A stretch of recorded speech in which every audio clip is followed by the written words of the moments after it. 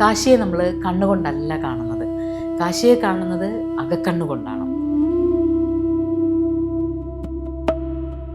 അവിടെ അധിപനെ തീരുമാനിക്കുന്നത് അവിടെ ചെന്നിറങ്ങുന്ന ആളുടെ മനസ്സാണ്. ഇതെല്ലാം ഒന്ന് എന്ന് തീരുമാനിക്കുന്നിടത്ത് മാത്രമേ കാശിയുടെ യഥാർത്ഥ അധിപനെ നമുക്കറിയാൻ പറ്റുള്ളൂ. അപ്പോൾ ശരിക്കും മരണം എന്ന ഭയം ഇല്ലാണ്ടാകുമ്പോൾ മാത്രമേ ഒരാൾക്ക് ജീവിതത്തെ ആനന്ദമാക്കാൻ പറ്റൂ, ആസ്വദിക്കാൻ പറ്റുള്ളൂ. അല്ലെങ്കിൽ നമ്മൾ എല്ലാ ദിവസവും നമ്മൾ മരിക്കുന്ന പേടിച്ചുകൊണ്ടേ ഇരുന്നാൽ ജീവിതത്തിൻ്റെ ഒരു നിമിഷം നമുക്ക് ആസ്വദിക്കാൻ പറ്റില്ല.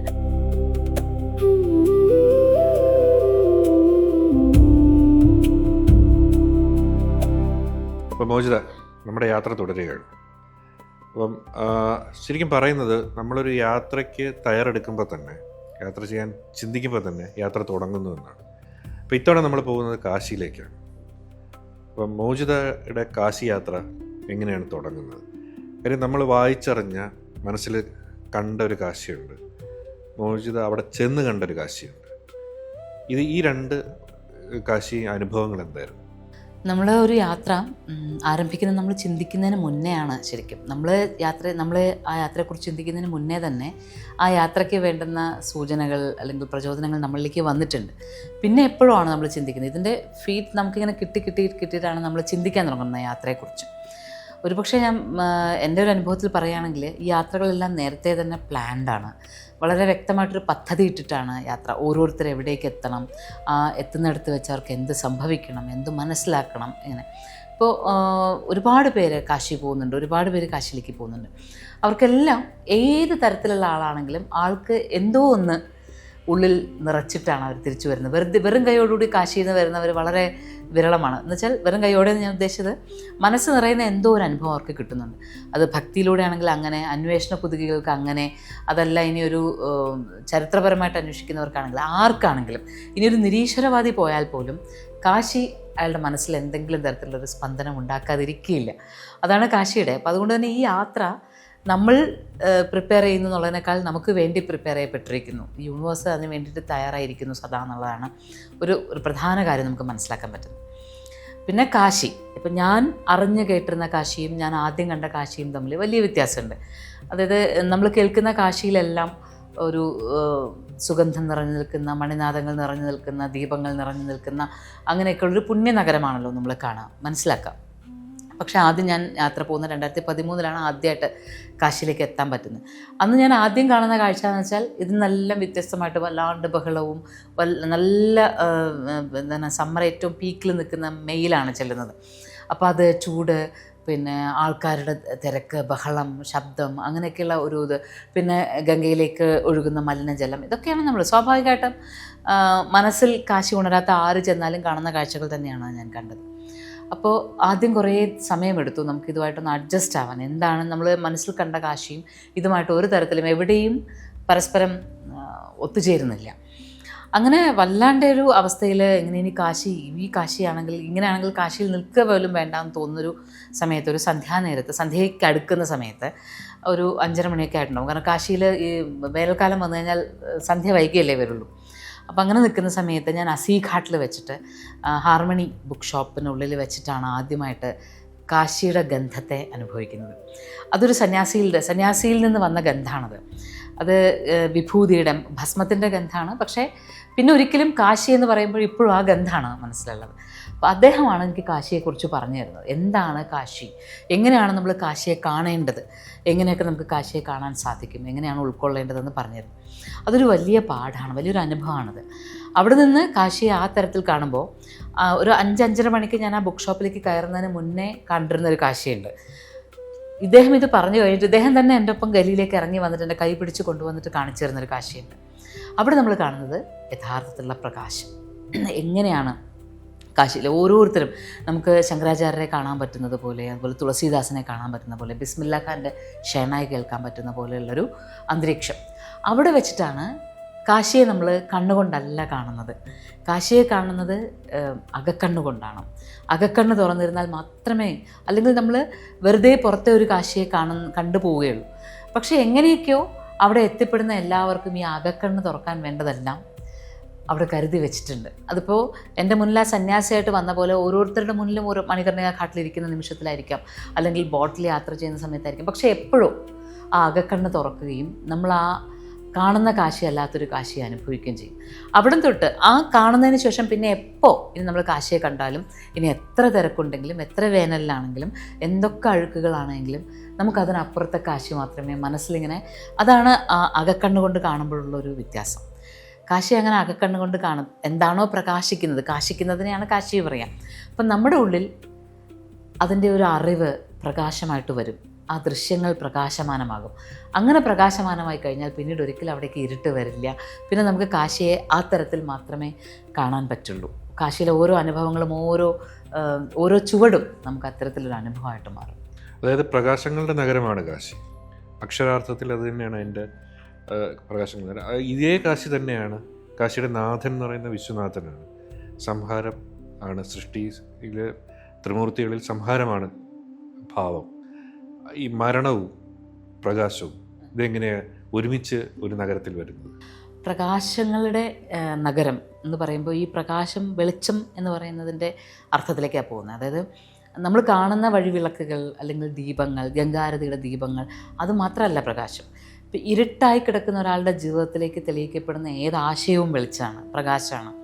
അപ്പോൾ അങ്ങനെ പ്രകാശം, അതായത് നമ്മളുടെ ജീവിതത്തിൻ്റെ പ്രശ്നങ്ങളുടെ പരിഹാരങ്ങൾ, നമ്മുടെ ചിന്തകൾക്ക്, ചോദ്യങ്ങൾക്ക് ഉത്തരങ്ങൾ, അങ്ങനെ എന്താണോ ഇരുട്ടായിരുന്നത് അതിനെ വെളിച്ചമാക്കുന്നത് കൂടിയാണ് കാശി. അപ്പോൾ അതുകൊണ്ട് തന്നെ നമ്മൾ പ്രകടമായി കാണുന്നതല്ല, അകത്ത് തെളിയുന്ന വെളിച്ചം. ഈ വെളിച്ചത്തിൽ നമ്മൾ കാശിയുടെ നാഥനാണ്, അധിപനാണ് വിശ്വനാഥൻ എന്ന് പറയുമ്പോൾ, വിശ്വനാഥൻ എന്ന പേര് നമ്മൾ പെട്ടെന്ന് കേൾക്കുമ്പോൾ ശിവൻ എന്നാണ് ഉദ്ദേശിക്കുക.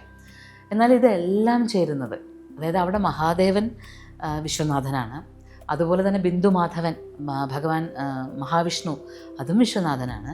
ഇനി അന്നപൂർണയും വിശ്വനാഥ ഭാവത്തിൽ തന്നെ, വിശ്വത്തെ മുഴുവൻ നയിക്കുന്ന ഭാവത്തിൽ, അല്ലെങ്കിൽ വിശ്വത്തിൻ്റെ മുഴുവൻ നാഥൻ അല്ലെങ്കിൽ അധിപനാകാൻ പാകുന്ന ഭാവത്തിൽ തന്നെയാണ് എല്ലാവരും ഉള്ളത്. അപ്പോൾ നമ്മൾ കാലഭൈരവനെ നോക്കിയാൽ കാലഭൈരവനും അതേ ഭാവമാണ്, ഭൈരവനെ നോക്കിയാൽ ഭൈരവനും അത് തന്നെയാണ്. അപ്പോൾ ശരിക്കും അവിടെ അധിപൻ ആരെന്ന് ചോദിച്ചാൽ അവിടെ അധിപനെ തീരുമാനിക്കുന്നത് അവിടെ ചെന്നിറങ്ങുന്ന ആളുടെ മനസ്സാണ്.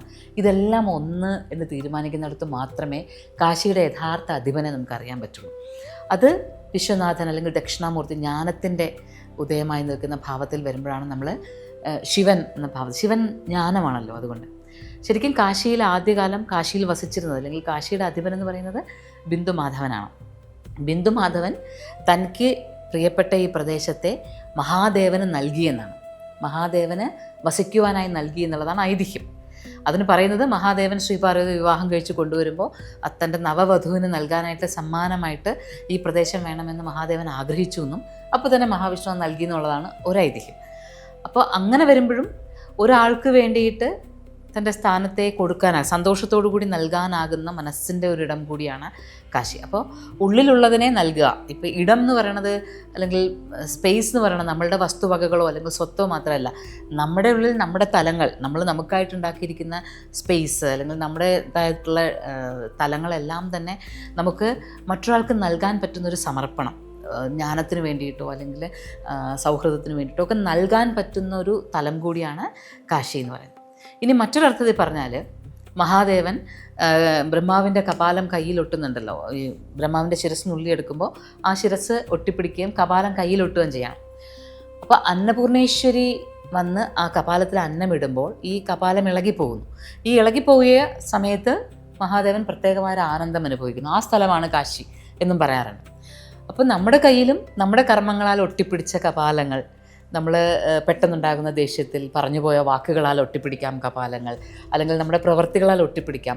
ഈ കപാലങ്ങളെല്ലാം ഒരു നിമിഷം ഇളകി വീഴാൻ, അന്നപൂർണേശ്വരിയുടെ അനുഗ്രഹം കൊണ്ട് ഇളകി വീഴാൻ സാധ്യതയുള്ള സ്ഥലം കൂടിയാണ് കാശി. അങ്ങനെയും കാശിക്ക് പ്രാധാന്യമുണ്ട്. അതുകൊണ്ടാണ് ആനന്ദവനം, അതായത് മഹാദേവൻ ഏറ്റവും കൂടുതൽ ആനന്ദിച്ച പ്രദേശമാണ് എന്ന് പറയുന്നത്. ഇനി മറ്റൊരു തലത്തിൽ പറഞ്ഞാൽ എല്ലാം മായയാണ് എന്ന് നമ്മൾ പറയുന്നു. അതുകൊണ്ട് തന്നെ അന്നം എന്ന് പറയുന്നത് അല്ലെങ്കിൽ ശരീരം എന്ന് പറയുന്നതൊക്കെ നമ്മൾ മായയാണ്, നമ്മൾ അൾട്ടിമേറ്റ് ആയിട്ടുള്ള ഇതിനെല്ലാം അപ്പുറത്തുള്ള പരമാത്മാവിനെയാണ് അന്വേഷിക്കുന്നത് എന്നൊക്കെ പറഞ്ഞാലും ജീവാത്മാവിന് സദാ മായയുടെ സാന്നിധ്യം ഉണ്ടാവണമല്ലോ. ആ മായയാൽ മാത്രമല്ലേ നയിക്കപ്പെടാൻ പറ്റുള്ളൂ. അപ്പോൾ അതുകൊണ്ടാണ് അന്നപൂർണേശ്വരി വന്ന് മായയൊന്നുമില്ല, മായ അല്ലെങ്കിൽ എല്ലാം മായയാണ്, അന്നത്തിന് പ്രാധാന്യം ഇല്ല എന്ന് പറയുന്നിടത്ത് ആ അന്നമാണ് മഹാദേവൻ്റെ പോലും ശാപത്തെ മാറ്റുന്നത്. അപ്പോൾ അങ്ങനെ നോക്കുമ്പോൾ നമ്മൾ അവിടെ ശക്തിക്കാണ് പ്രാധാന്യം തോന്നും. അപ്പോൾ ഒരേ സമയം വിഷ്ണുവിന് പ്രാധാന്യം തോന്നാം, അതേസമയം നമുക്ക് മഹാദേവന് പ്രാധാന്യം തോന്നാം. ഇനി ഒരിടത്ത് അന്നപൂർണേശ്വരിയുടെ പ്രദേശമാണെന്ന് തോന്നും. ഇതിനെല്ലാം അപ്പുറത്ത് നമ്മുടെ എല്ലാവരുടെയും ടൈം, കാലമാണ് നമുക്ക് പ്രധാനം. നമ്മളെല്ലാവരും സഞ്ചരിക്കുന്നത് നമ്മുടെ സമയത്തിലാണ്, നമുക്ക് നൽകപ്പെട്ടിരിക്കുന്ന സമയത്തിലാണ് നമ്മുടെ സഞ്ചാരം. ഈ സമയത്തെ ഭരിക്കുന്ന ആളാണ് കാലഭൈരവൻ. അപ്പോൾ അങ്ങനെയാണെങ്കിൽ ഓരോരുത്തരും കാശിയിലെത്തുമ്പോൾ അവരവരുടെ കാലത്തെ അല്ലേ, ആ കാശിയിലെത്തുന്ന സമയം, കാശിയിലെത്തുന്ന ദിവസങ്ങൾ, ആ കാലത്തെ ഭരിക്കുന്ന ഒരു തത്വം അവിടെയുണ്ട്. അപ്പോൾ അങ്ങനെയാണെങ്കിൽ കാശിയുടെ അധിപനായി നമുക്ക് കാലഭൈരവനെയും പറയാം. ഇങ്ങനെ നമുക്ക് അവിടുത്തെ ഓരോ മൂർത്തികളെയും അവിടുത്തെ ഓരോ സങ്കല്പങ്ങളെ എടുത്താലും നമുക്ക് അവരെല്ലാം അധിപരായിട്ട് കാണാൻ സാധിക്കും. കാശിയിലെ എല്ലാ കല്ലുകളും ശിവനാണ് എന്ന് പറയും. ഹർ കാങ്കർ മേഹ ശങ്കർ എന്ന് പറയും. അപ്പോൾ എല്ലാ കല്ലുകളും ശിവനായി മാറുന്ന അവസ്ഥയുണ്ട്. അപ്പോൾ അതേസമയം ഗംഗയിലെ ഓരോ തുള്ളി ജലവും അമൃതമായി മാറുന്ന അവസ്ഥയുണ്ട്. എല്ലാറ്റിലും എല്ലാം നിറഞ്ഞു നിൽക്കുന്നു. പക്ഷേ ചെല്ലുന്ന ആളുടെ ഹൃദയത്തിലേക്ക് ഗംഗ പ്രവഹിക്കാൻ തുടങ്ങുമ്പോൾ, അല്ലെങ്കിൽ എല്ലാത്തിനും അധിപനായി നിൽക്കുന്ന പരമാത്മാവിനെ അറിയാൻ തുടങ്ങുമ്പോൾ ആ കാശി അകത്തെ കാശിയാവുന്നു, അന്തരകാശിയാവും.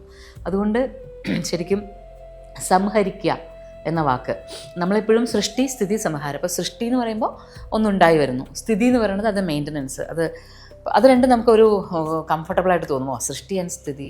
പക്ഷേ സംഹാരം എന്ന് പറയുമ്പോൾ മരണവുമായിട്ടാണ് എല്ലാവരും കണക്കുക, അല്ലെങ്കിൽ നശിപ്പിക്കുക എന്നുള്ളതുമായിട്ടാണ്. പക്ഷേ സംഹരിക്കുക എന്ന് പറയുന്നത് ഹരനിലേക്ക് ചേർക്കുക എന്നുള്ളൊരർത്ഥം കൂടി ഉണ്ട്. രണ്ടാമത്തത്, നമ്മളിൽ വേണ്ടാതാകുന്നതുകളില്ലേ, നമ്മളിപ്പോൾ നമുക്ക് വേണമെന്നുള്ളതുണ്ട്, നമുക്ക് വേണ്ടാത്തതുകളുണ്ട്. ഈ വേണ്ടാത്തതുകളെ ഇല്ലാണ്ടാക്കുന്നത് എന്നുള്ളതാണ്. അപ്പോൾ നമ്മൾ കാശിയിലെത്തുമ്പോൾ നമ്മളിൽ എന്താണോ വേണ്ടാത്തതായിട്ടുള്ളത് അതിനെല്ലാം ഇല്ലാണ്ടാക്കുക എന്നുള്ളതാണ് സംഹാരം എന്ന വാക്ക്. അല്ലാതെ ജീവിച്ചിരിക്കുന്ന ഒരാളെ കൊന്നുകളയുക, അല്ലെങ്കിൽ ഇല്ലാതെയൊക്കെ, അല്ലെങ്കിൽ നമുക്ക് പ്രഷ്യസായിട്ട് കരുതുന്ന കാര്യങ്ങളൊക്കെ നമുക്ക് നഷ്ടപ്പെടുത്തുക എന്നൊക്കെയുള്ള അർത്ഥമല്ല സംഹരിക്കുക എന്നുള്ളത്. നമ്മൾ പ്രഷ്യസായിട്ട് കരുതുന്നതാണെങ്കിൽ പോലും അതിനെക്കൊണ്ട് നമുക്കിനി ആവശ്യമില്ല എങ്കിൽ അതിനെ ഒഴിവാക്കുക, അല്ലെങ്കിൽ അതിനെ വേണ്ടാന്ന് വെക്കുക. അതിനുള്ള ചൈതന്യമാണ് മഹാദേവൻ നൽകുന്നത്. അപ്പോൾ അത് സംഹാരം എന്നുള്ള വാക്ക് പോലും നമുക്ക് നമ്മളുടെ ശുദ്ധീകരണവുമായിട്ട് ബന്ധപ്പെടുത്തി മാത്രമേ കാശിയിൽ കാണാൻ പറ്റൂ. ഇപ്പം കാശി തന്നെ അവിമുക്തം, മോചിത് നേരത്തെ പറഞ്ഞ ആനന്ദവനം, മഹാശ്മശാനം, ഇങ്ങനെ പല പേരുകളിൽ അറിയുന്നു. ഇപ്പം മോചിത് ഇത്രയും പറഞ്ഞതിൽ തന്നെ കാശി പലതാണ്. ഇതിൽ എവിടെ വെച്ച് വേണമെങ്കിലും കാശി നമ്മുടെ ഉള്ളിലേക്ക് കടക്കാം. അപ്പം ഇവിടെ മോചിതയ്ക്ക് അനുഭവം എന്താണ്? ഈ മഹാശ്മശാനമാണോ, അവിമുക്തമാണോ, ആനന്ദവനമാണോ? എവിടെ വെച്ചാണ് കാശി മോചിതയായിട്ട് സംബന്ധിച്ചു തുടങ്ങുന്നത്? കാശി സംബന്ധിച്ചു തുടങ്ങുന്നത് അസിഘാട്ടിൽ വെച്ചിട്ട് എന്ന് പറയുമ്പോൾ ശരിക്കും പറഞ്ഞാൽ അത് ആനന്ദത്തിൻ്റെ ഭാവമായിട്ടാണ് നിൽക്കുന്നത്, ആനന്ദവനം എന്നുള്ള ഭാവത്തിൽ തന്നെ. പക്ഷേ അന്ന് മുതൽ എനിക്കത് അവിമുക്തമാണ്, എന്നിൽ നിന്ന് പിന്നെ വിട്ടുപോയിട്ടില്ല. കാശി, അന്ന് കണ്ട കാശി പിന്നെ ഒരിക്കലും വിട്ടുപോയിട്ടില്ല. ഇപ്പോഴും കാശി എന്ന വാക്ക് കേൾക്കുമ്പോൾ തന്നെ ഒരു നിമിഷം കൊണ്ട് ഞാൻ കാശിയിലെത്തും. അപ്പോൾ അതുകൊണ്ട് തന്നെ അത് അവിമുക്തമാണ്. ഇനി മഹാശ്മശാനമാണോ എന്ന് ചോദിച്ചാൽ തീർച്ചയായിട്ടും മണികർണിക ഘാട്ടിൽ വെച്ചിട്ടാണ് ജീവിതത്തിൻ്റെ ഏറ്റവും വലിയ ബോധം, ജീവിതം എന്ന മഹാസത്യത്തെ ഓരോ നിമിഷവും നമ്മൾ അനുഭവം, അതിൻ്റെ ആനന്ദം, അതിൻ്റെ ഓരോ നിമിഷങ്ങളെയും നമ്മൾ സെലിബ്രേറ്റ് ചെയ്യണമെന്നുള്ള ഒരു ചിന്ത ശരിക്കും വരുന്നത് മണികർണിക ഘാട്ടിൽ വെച്ചിട്ടാണ്. മണികർണിക ഘാട്ടിൽ ഓരോ മൃതശരീരങ്ങളും അവിടേക്ക് എത്തുന്നത്, അതിൽ നിന്ന് ജീവൻ പോയി, സത്ത് പോയതാണ്. പക്ഷെ സത്ത് പോകുമ്പോഴും അതിൽ ബാക്കിയാകുന്നത് ശിവനാണ് എന്നുള്ളത്, അല്ലെങ്കിൽ ഓരോ മൃതശരീരങ്ങൾക്കും അരികിൽ വന്നിരുന്ന് മഹാദേവൻ ഓരോ ചെവിയിലും താരക മന്ത്രം ജപിക്കുന്നുണ്ട്, തരണം ചെയ്യാനുള്ള മന്ത്രം ജപിക്കുന്നുണ്ട് എന്നുള്ളതാണ് ഐതിഹ്യം. അപ്പോൾ ഈ മന്ത്രം ജപിക്കാനായിട്ടിരിക്കുന്ന മഹാദേവൻ്റെ സാന്നിധ്യം ലഭിക്കുന്ന ശരീരങ്ങൾ, അപ്പം നമുക്ക് തോന്നും ഇതൊരു യാത്രയാണ് ജീവിതം എന്ന് പറയുന്നത്. പക്ഷേ ഇതിനേക്കാൾ നമ്മളെ കൂടുതൽ അത്ഭുതപ്പെടുത്തുന്ന, അല്ലെങ്കിൽ നമ്മളെ കൂടുതൽ എക്സൈറ്റഡ് ആക്കുന്ന മറ്റൊന്നാണ് വരാനിരിക്കുന്നത്, മരണം എന്ന് പറയുന്നത്. ശരിക്കും മണികർണികഘാട്ടിലിരിക്കുമ്പോൾ മരണം എന്ന ഭയമേ ഇല്ലാണ്ടാവും. മരിച്ചാൽ എന്താ സംഭവിക്കുന്നതെന്ന് ചോദിച്ചാൽ ഇതുപോലെ വന്നിരിക്കുകയാണ്. അപ്പോൾ അടുത്ത് വന്നിരിക്കുകയാണ്, ത്രയംബകൻ വന്നിരുന്ന് മന്ത്രം ചൊല്ലുകയാണ് ചെയ്യുന്നത്. ആ മന്ത്രം ചൊല്ലുന്നതിലൂടെ നമ്മളെ മറ്റൊരു വൈതരണി കടന്ന് മറ്റൊരു ലോകത്തേക്കാണ് പോകുന്നത് എന്നൊക്കെ ആലോചിക്കുമ്പോൾ തന്നെ നമ്മളുടെ ഉള്ളിലേക്ക് നമ്മൾ കുറച്ച് ത്രിൽഡ് ആയിട്ടുള്ളൊരു അവസ്ഥയാണ് വരിക. അപ്പോൾ ശരിക്കും മരണം എന്ന ഭയം ഇല്ലാണ്ടാകുമ്പോൾ മാത്രമേ ഒരാൾക്ക് ജീവിതത്തെ ആനന്ദമാക്കാൻ പറ്റൂ, ആസ്വദിക്കാൻ പറ്റുള്ളൂ. അല്ലെങ്കിൽ നമ്മൾ എല്ലാ ദിവസവും നമ്മൾ മരിക്കുന്ന പേടിച്ചുകൊണ്ടേ ഇരുന്നാൽ ജീവിതത്തിൻ്റെ ഒരു നിമിഷം നമുക്ക് ആസ്വദിക്കാൻ പറ്റില്ല. ഞാൻ എൻ്റെ ജീവിതത്തെ ഏറ്റവും നന്നായി ആസ്വദിച്ച നിമിഷങ്ങളിലൊന്ന് മണികർണിക ഘാട്ടിൽ ഒരു മൃതശരീരത്തിൻ്റെ അവസാന ഘട്ടങ്ങൾ, ഓരോ നിമിഷവും അവിടെ ഒരു അഗ്നിക്ക് ചേർന്ന് മുഴുവനായും അത് കത്തിത്തീരുന്നത് വരെ അവിടെ ഇരുന്നു ഞാൻ. അപ്പോഴാണ് മനസ്സിലാക്കുന്നത് ഇത്രയേ ഉള്ളൂ കാര്യം. പക്ഷേ ഇത്രയുള്ള കാര്യത്തിൽ എനിക്ക് ചലിക്കാനാകുന്നത് വരെ, അല്ലെങ്കിൽ ചലിക്കുമ്പോഴും സംസാരിക്കുമ്പോഴും ഒക്കെയാണ് മനുഷ്യൻ എന്ന ഭാവത്തിൽ ഞാൻ നിൽക്കുന്നത്.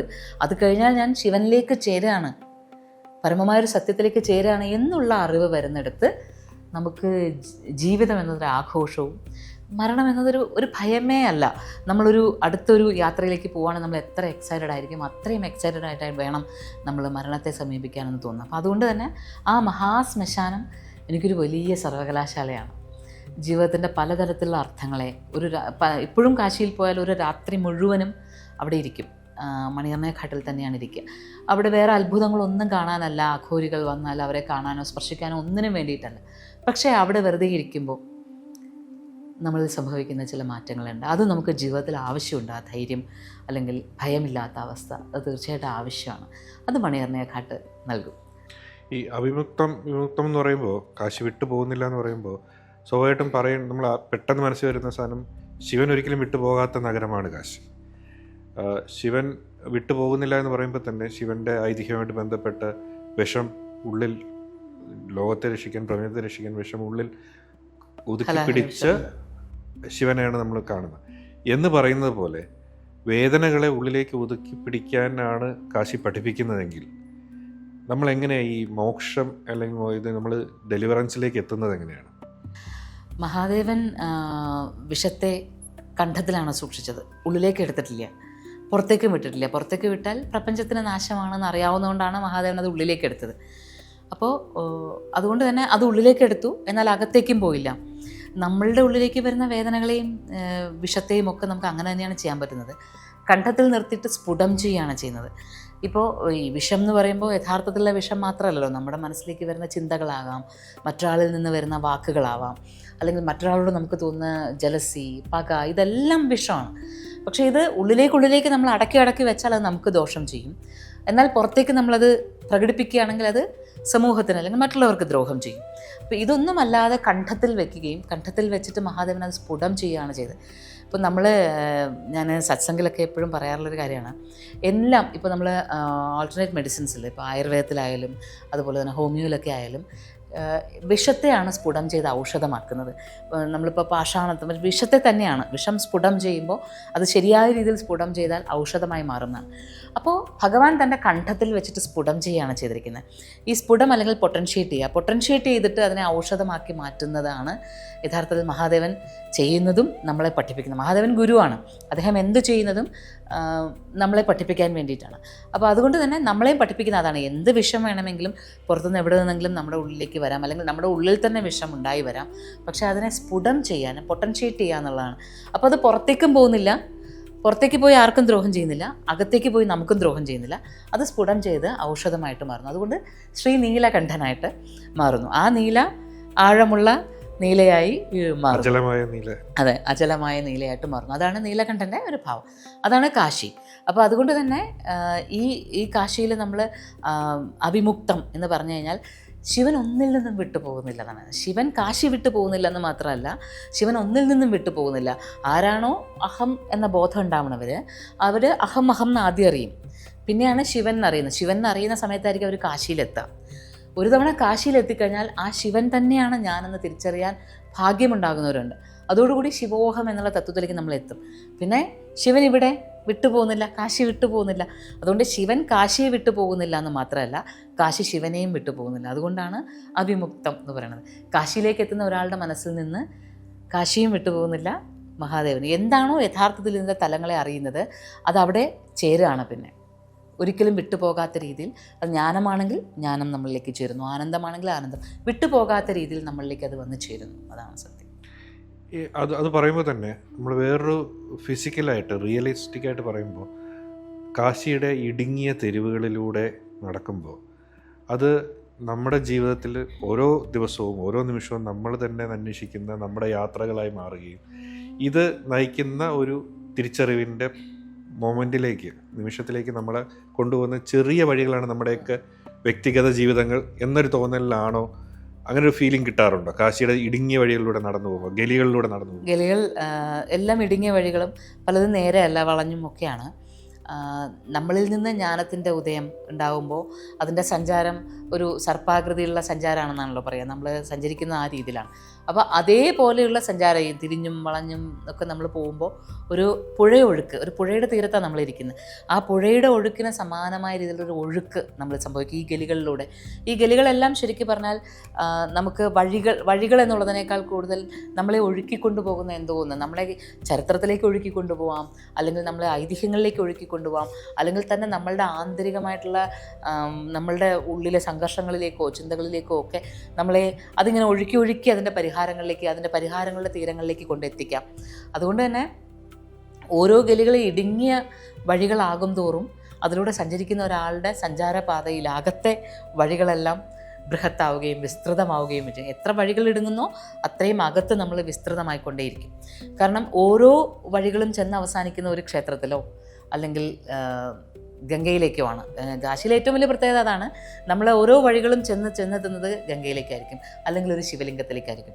അപ്പോൾ ഈ ഇടുങ്ങിയ വഴികളെല്ലാം നമ്മളെ വിശാലമായ ഒരു തലത്തിലേക്കാണ് കൊണ്ടെത്തിക്കുക എന്ന തിരിച്ചറിവോടുകൂടി നമ്മൾ അതിലൂടെ സഞ്ചരിക്കുക.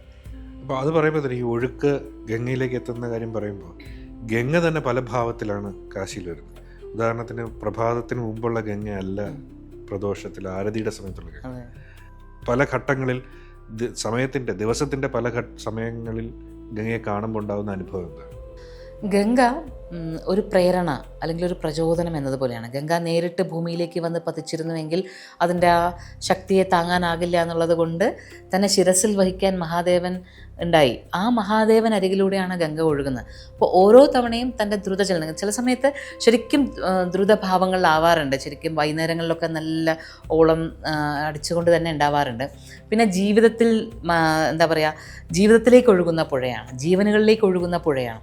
അതുകൊണ്ട് തന്നെ അതിന് പ്രഭാതങ്ങളിൽ ശാന്ത സ്വരൂപമായിട്ട്, വളരെ ശാന്തമായിട്ടും വളരെ സൗമ്യമായിട്ടും ഒക്കെ കാണുന്ന ഗംഗയെ തന്നെ ചില പ്രഭാതങ്ങളിൽ നമുക്ക് കുറച്ച് കൂടുതലായിട്ട് ഓളം വെട്ടുന്ന കാണാം, അല്ലെങ്കിൽ ശക്തമായി ഒഴുകുന്ന കാണാം.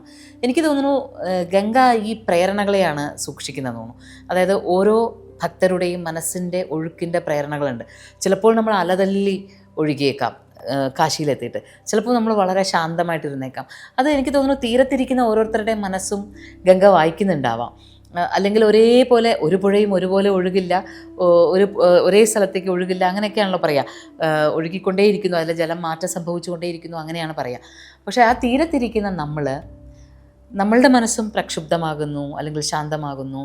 ആ ശാന്തമാകുന്ന മനസ്സിലേക്ക് മഹാദേവൻ, മഹാവിഷ്ണു അല്ലെങ്കിൽ ഭഗവതി ഒക്കെ ഒരു ശാന്ത സ്വരൂപത്തെ അനുഗ്രഹമായി നിൽക്കുന്നു. പ്രക്ഷുബ്ധമാകുന്ന സമയത്ത് പ്രക്ഷുബ്ധമാകുന്നതിൻ്റെ എല്ലാം ഒടുവിലൊരു ശാന്തതയിലേക്ക് നമ്മളെ തീരത്തിലേക്ക് എത്തിക്കാൻ ഒരു സാന്ത്വനമായിട്ട് ഈ മൂർത്തികൾ മാറുന്നു. അപ്പം അതുപോലെ ആ പുഴയുടെ സാന്ത്വനം തേടുകയോ അല്ലെങ്കിൽ പുഴയ്ക്കൊരു അനുഗ്രഹം തേടുകയോ അല്ലെങ്കിൽ ഞാൻ എങ്ങനെ സ്വയം അനുഗ്രഹമായി മാറാമെന്ന് ആലോചിച്ചുകൊണ്ടോ ഇരിക്കുകയാണെന്ന് തോന്നുന്നു നമുക്ക് ആ പുഴയുടെ ഒഴുക്ക്. അതുകൊണ്ട് ഗംഗയ്ക്ക് ഒരേ സ്വഭാവമല്ല, പക്ഷേ ഗംഗ ഒരേ അനുഭൂതിയാണ്. ഗംഗ ഇപ്പോൾ പ്രക്ഷുബ്ധമായിരുന്നാലും അല്ലെങ്കിൽ ശാന്തമായിരുന്നാലും തീരത്തിരിക്കുന്ന ഒരാൾക്കോ അല്ലെങ്കിൽ ഗംഗയിലൂടെ സഞ്ചരിക്കുന്ന ഒരാൾക്കോ നൽകുന്ന അനുഭൂതി ഒന്ന് തന്നെയാണ്. അത് ജന്മങ്ങളെ സ്പർശിക്കുക, ജീവനിലേക്ക് ഒഴുകിയെത്തുക എന്നുള്ളത് തന്നെയാണ്. അപ്പം പറഞ്ഞു വരുന്നത് ഗംഗ അല്ലെങ്കിൽ കാശി എന്ന് പറയുന്ന അനുഭവം നേരിട്ട് അനുഭവിക്കുന്ന ഓരോരുത്തർക്കും ഓരോ അനുഭവമാണ്. ആ യാത്ര നടത്തുക തന്നെ വേണം. അതെ, നമ്മൾ അവിടെ അറിയുക, നമ്മൾ കേട്ടറിഞ്ഞതല്ല അനുഭവിച്ചറിയുന്ന കാശി. അപ്പോഴും ഈ പറഞ്ഞല്ലോ ഗംഗ ഇങ്ങനെ ജീവിതങ്ങളെ തൊട്ട് മരണത്തിൻ്റെ വേറൊരു തലങ്ങളെ അന്വേഷിച്ച് ഒഴുകിക്കൊണ്ടിരിക്കുന്ന ഗംഗയിൽ 84 ഘാട്ടുകളല്ലേ? ഈ 84 ഘാട്ടുകൾ തരുന്ന 84 ജീവിത പാഠങ്ങൾ എന്തൊക്കെയാണ്? ഈ 84 എന്ന് പറയുന്ന സംഖ്യയ്ക്ക് നമുക്ക് വലിയ പ്രാധാന്യമുണ്ട് ഭാരതീയ വിശ്വാസധാരകളുമായിട്ട് ബന്ധപ്പെട്ടിട്ട്. ഇപ്പോൾ നമ്മൾ വൃന്ദാവനത്തിൽ പോയി കഴിഞ്ഞാൽ അവിടെ പറയാം, സ്വർഗത്തിൽ നിന്ന് ഗോലോകത്ത് നിന്ന് അടർത്തിയിട്ട 84 കോശം ഭൂമിയാണതെന്നാണ് പറയാം. പിന്നെ ഭാരതത്തിൽ പ്രധാനമായിട്ട് 84 ശിവക്ഷേത്രങ്ങളാണുള്ളത്. അങ്ങനെയൊക്കെ 84 വീണ്ടും വീണ്ടും പറയുന്നതിന് പിന്നിൽ, അതുപോലെ തന്നെ 84 ലക്ഷം യോനികളിലൂടെ പിറവി കൊണ്ടാൽ മാത്രമേ ഒരാൾക്ക് മനുഷ്യജന്മം കിട്ടുള്ളൂ എന്നാണ് പറയുന്നത്. അത്രയും ജന്മങ്ങൾ നമ്മൾ എടുക്കണം, എന്നാൽ മാത്രമാണ് ഒരു മനുഷ്യജന്മം, അത്രയും അനുഗ്രഹീതമാണ് മനുഷ്യജന്മം എന്ന് പറയുന്നത്. അതുകൊണ്ടാണ്. പിന്നെ 84 സിദ്ധറുകൾ തുടങ്ങിയിട്ട് ഈ 84 എന്ന് പറയുന്ന സംഖ്യയ്ക്ക് തന്നെ ഒരു പ്രാധാന്യമുണ്ട്. ഇതിനെ വേറൊരു പ്രാർത്ഥന. അപ്പോൾ ഈ മനുഷ്യജന്മത്തിൻ്റെ മോക്ഷം അല്ലെങ്കിൽ മുക്തിയാണ് നമ്മൾ മനസ്സിലാക്കുന്നത് 84 എന്നുള്ള ആ ഒരു നമ്പറിലൂടെ. പിന്നെ അതുപോലെ 8 എന്ന് പറയുന്നത് ഒരിക്കലും അവസാനിക്കാതെ പോകുന്ന അനന്തമായി നിൽക്കുന്ന ഒരു കാര്യമാണല്ലോ. ഇത് നമ്മളുടെ അഷ്ടഗുണങ്ങളെ, അഷ്ടശക്തികളെ, അഷ്ടരാഗങ്ങളെ ഒക്കെ പ്രതിനിധീകരിക്കുന്നത്. പിന്നെ 4 വേദങ്ങൾ, 4 വേദങ്ങളിലൂടെയാണ് നമ്മളുടെ അറിവ് നമ്മളിലേക്ക് വന്നതാണ്. ഇതെല്ലാം കാശിയിൽ നമുക്ക് നമ്മളിൽ ഉണർവാകുന്നു എന്നുള്ളതാണ്. അപ്പോൾ 8 എന്നുള്ള സംഖ്യയ്ക്ക് നമ്മൾ പറയുന്നത് പഞ്ചഭൂതങ്ങൾ 5, പിന്നെ മനസ്സ്, ബുദ്ധി, അഹങ്കാരം ഇത് 3. ഇത് 3 ചേരുമ്പോൾ 8ആയി. ഈ 8നെയും അറിവിനാൽ ഉണർത്തുക. വേദങ്ങൾ എന്ന് പറയുന്ന അറിവ് എന്നുള്ള അർത്ഥത്തിലാണ്. വേദങ്ങളാൽ ഉണർത്തുന്ന കടവുകൾ. ഒരു കാരണവശാലും കാശിയിലെ ഒരു കടവിലും നമുക്ക് വെറുതെ നിൽക്കാനാവില്ല. ഒരാളും വെറുതെ നിൽക്കുന്നില്ല അവിടെ. നിരന്തരം നിൽക്കേണ്ടി വരുന്നവർ പോലും ഉള്ളിൽ അറിഞ്ഞോ അറിയാതെയോ ഒക്കെ ജ്ഞാനത്തെ സ്വീകരിക്കുന്നുണ്ട്.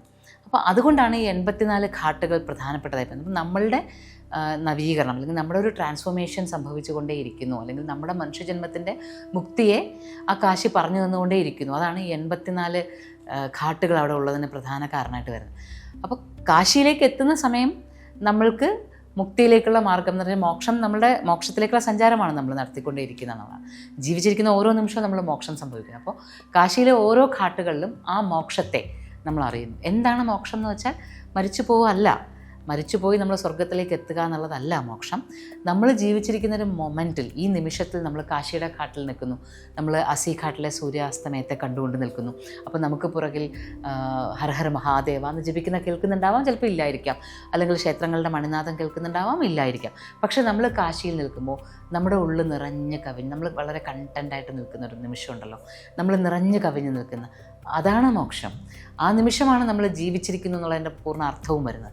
അങ്ങനെയുള്ള മോക്ഷത്തെ സൂക്ഷിക്കുന്നൊരു ഭൂമിയാണ് കാശി. ഓരോ ഘാട്ടുകളിലും അത് സൂക്ഷിക്കപ്പെടുന്നു, ഓരോ ഇടവഴികളിലും, ഓരോ ഗലികളിലും സൂക്ഷിക്കപ്പെടുന്നു, ഓരോ ശിവലിംഗത്തിലും സൂക്ഷിക്കപ്പെടുന്നു, ഓരോ ശബ്ദത്തിലും.